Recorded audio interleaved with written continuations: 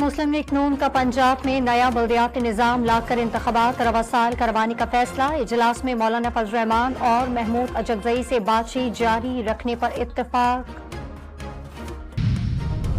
वफाकी वजीर ख़ारजा आसिफ ने PTI से मुज़ाकरात की मुखालिफत कर दी। PTI से मुज़ाकरात के हक में नहीं और ना ही ऐसी किसी टीम का हिस्सा हो।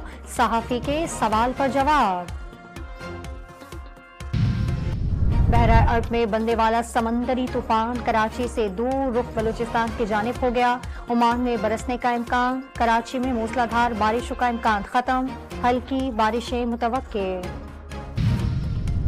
बलूचिस्तान के बेशर अजला तूफानी बारिश और सैलाब की जद में हुकूमत ने जिला झलमक्सी को भी आफत ज़दा करार दे दिया। आफत ज़दा अजला की तादाद 11 हो गई।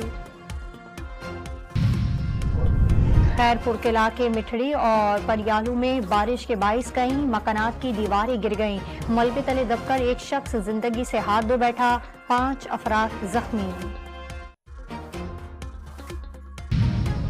ऑडिटर जनरल और स्टेट बैंक के दरमियान इख्तलाफात। डॉलर की कीमत में उतार चढ़ाव से 100 अरब रुपए से जायद गैर कानूनी दौलत कमाने वाले बैंकों के खिलाफ कार्रवाई ना हो सकी।